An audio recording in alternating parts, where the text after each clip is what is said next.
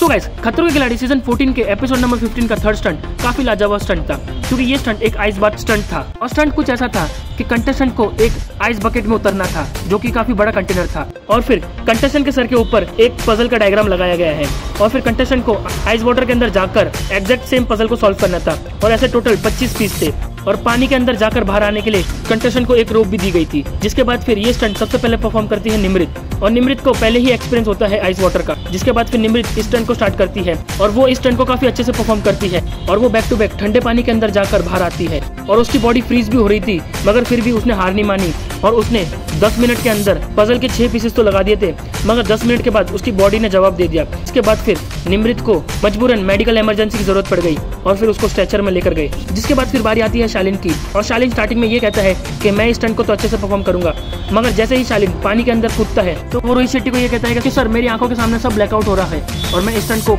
Avoid करना चाहता हूँ। सभी कंटेस्टेंट शालिन को काफी फोर्स करते हैं कि तू इस स्टंट को परफॉर्म तो कर, मगर शालिन फिर भी किसी भी नहीं सुनता और इस स्टंट को अवॉइड कर देता है। जिसके बाद फिर शालिन हो जाता है टिकट टू फिनाले की रेस से बाहर, और निमृत अब टिकट टू फिनाले की रेस में जुड़ गई है। सो गाइस, अब कृष्णा कश्मीर, अभिषेक, करण और निमृत पांचों लोग टिकट टू फिनाले की रेस में दौड़ेंगे, और अगले एपिसोड में मालूम पड़ेगा कि किसको मिलेगी टिकट टू फिनाले की टिकट।